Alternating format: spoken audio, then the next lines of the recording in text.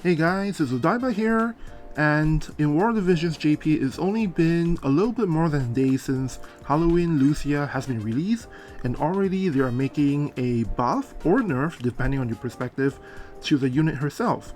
The change that they're making is with regards to Halloween Lucia's level 120 move, Misery Toad. And no, despite what some of you guys have heard, this change is not due to AI reasons or broken AI or anything like that. It has to do with two words: manual play. And later in the video, I will tell you exactly what was said about the change and situation. And by the way, the developers at Gumi are actually taking this very seriously.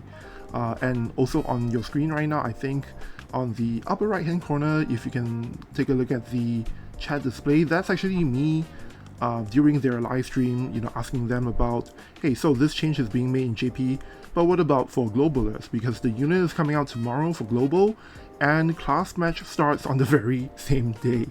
And so Director Fujita-san actually very graciously answered the question.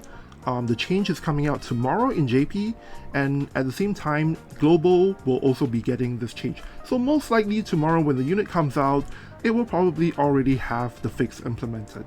Now, I also have a couple of setups I've made here that will show you exactly what the problem is. But for now, let's take things simple, and let me show you what this change actually is first, because I haven't actually told you what the change is yet. Let's just go right here. Halloween Lucia, level 120 skill. So this is the skill, single target 1, 2, 3, 4 range, and the only reason I came to this screen is so that I can show you this. So right now, the move in JP has a chance to let me bring this up here. Right now, the move in JP has a chance to turn your target into a toad first. And if the target is turned into a toad, they can only, do 2 or 3 things: move, attack, and generally just do toad stuff. And while in toad form, they will have their attack and defense lowered. Then, after this thing has happened, then the move does magic base damage L.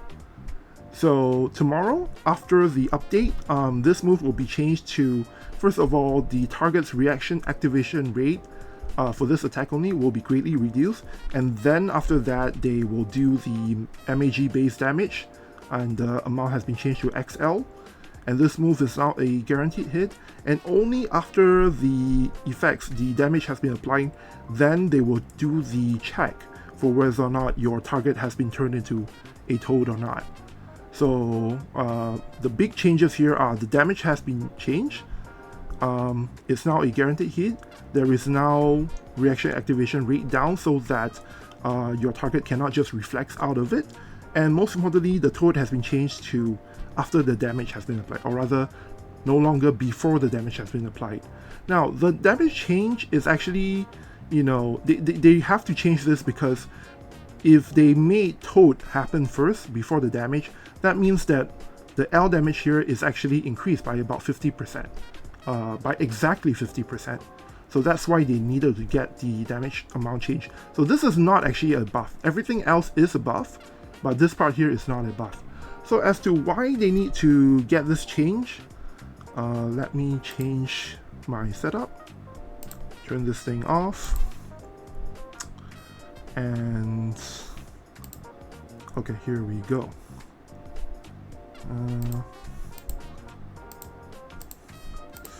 Oh dear.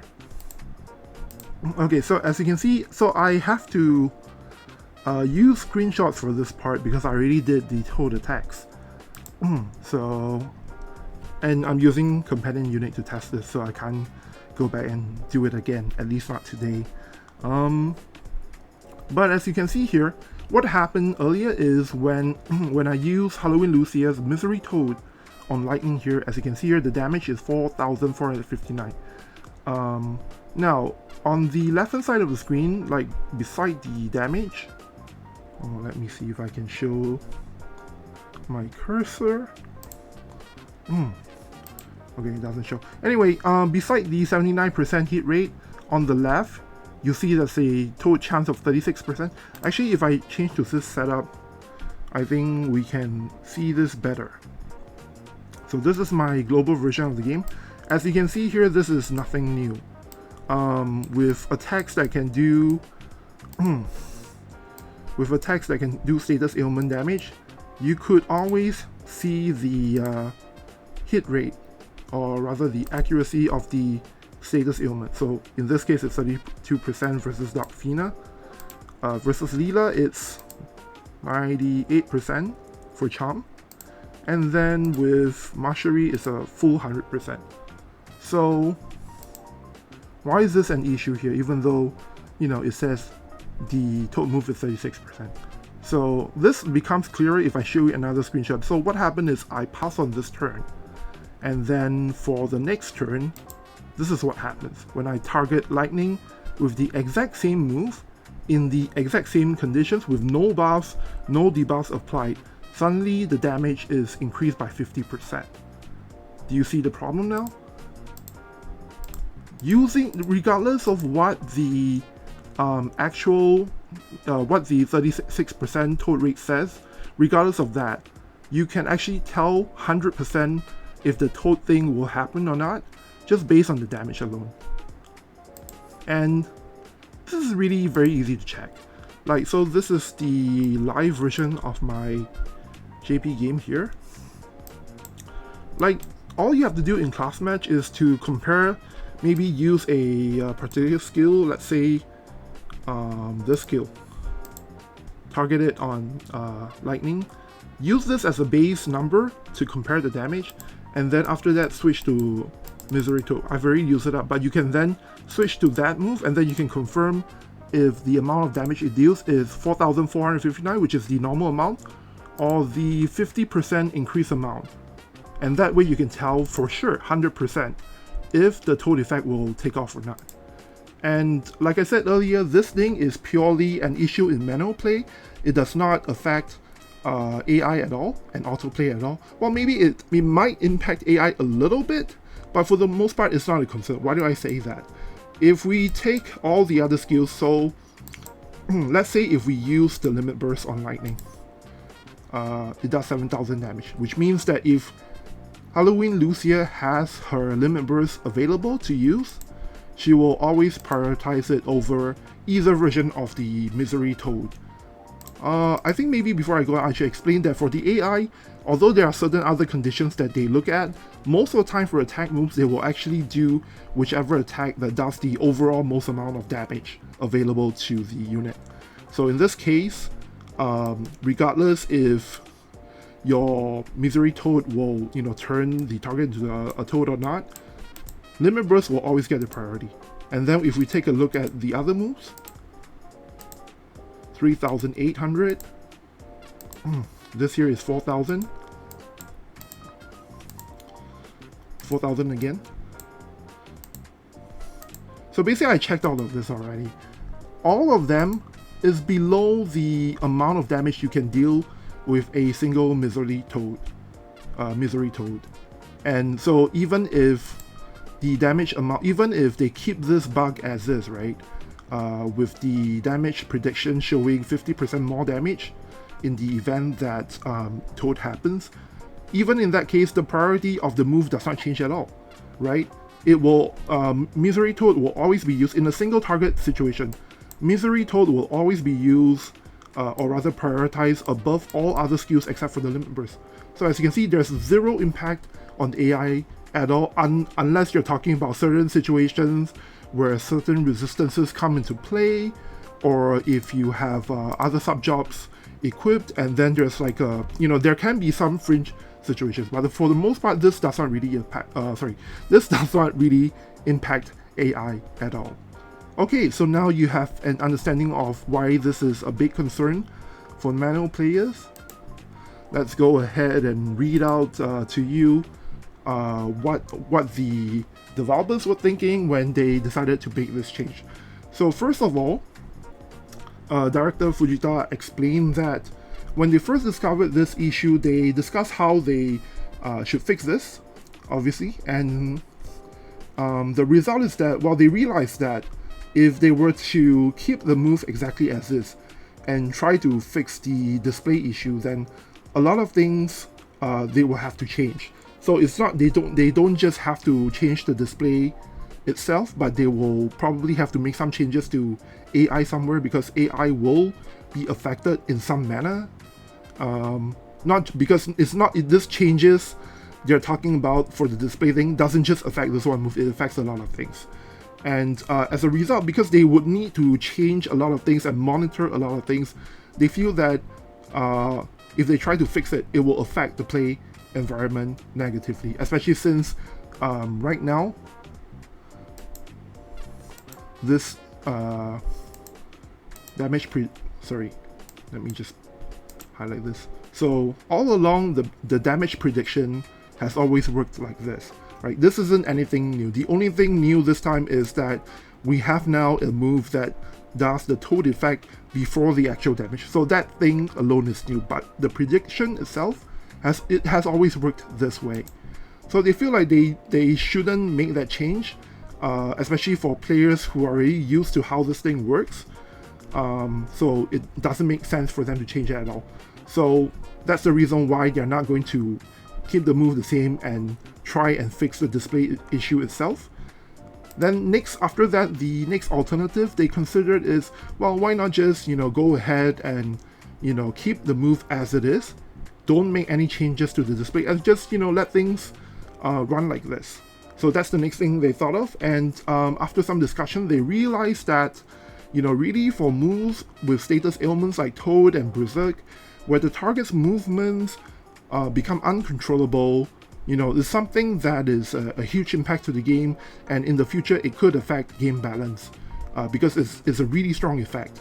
So because of that reason, they feel like they cannot simply leave it as it is. And the other thing they needed to consider is even if they do want to keep the move the same but try and fix the display issue itself, well, first of all, it will take some time for them to actually get it implemented. And in the meantime, and also, like I said, there's a lot of things they need to change, right? So in the meantime, people who do manual play, will be adversely affected. They feel like it just takes way too much time. So, ultimately they feel that the best way to resolve this situation in a timely manner is just to change how the skill itself works. So after the change, so at this point, I believe Director Fujita-san actually just read out to us what the move is, which, here it is again, if you want to see it. Oh, you can't actually read it. Oh, never mind then. So at this point, Fujita-san explained to us what the change actually is, and the direction that he took with the move will basically make it so that you can no longer see, the percentage, not just the damage amount, right? But you won't be able to see the percentage chance over here, this thing here. So obviously it's not, the best, it's not the most ideal 100% perfect way to resolve this, but it at least resolves the problem that in manual play, people can 100% tell if the effect will take place or not. So ultimately, they feel like this is the best solution. And operations producer Nakai-san also reiterated that, as soon as they realized this was a problem, they wanted to, resolve it and in a good way as soon as they can. So that's why they decided to go with this solution. In the future, they will try and do a better job at debugging to try and prevent these kinds of situations. But of course, if anything is broken like this, they will promptly try to fix it. And so there you go. This is basically, well, if you don't play manual at all, for people who mostly play auto mode, I feel that the change itself is actually a buff because you're getting a guaranteed hit move. You are getting, activation reaction down, which means that, the opponent cannot reflex, you can't, block damage and all of that good stuff. And at the same time, you're still getting, the effect itself is still as powerful. So personally, I like the change, and I'm sure some people I've seen mostly in Japan the sort of reaction to it. From what I've seen, most people feel that this is like a buff actually. But of course there are, you know, a small number of players who feel that they would have preferred the older version of the skill. Anyway, that's the reason they made this change. We should be seeing an announcement about this tomorrow in the in-game notices in global version. So this video is running a little bit long already, so I won't give you my impressions or take on how good Halloween Lucia is as a unit.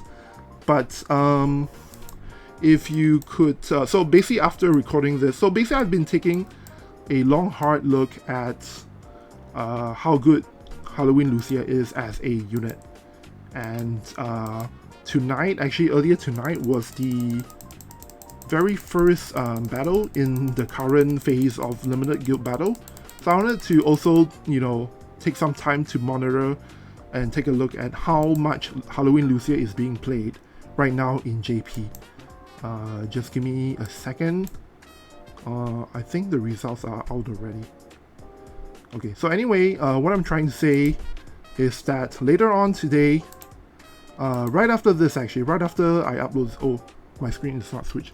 Right after I upload this, I will basically go and, you know, start working on a video, a should you pull video on Halloween Lucia, and then I want to basically give my take on what kind of players should pull Halloween Lucia. As you can see here, I am currently in the number 6 guild in JP.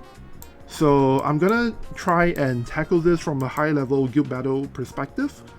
So if that sounds like something you might be interested in, please consider subscribing. And I think later this week as well, I have a couple more video ideas that I want to put out.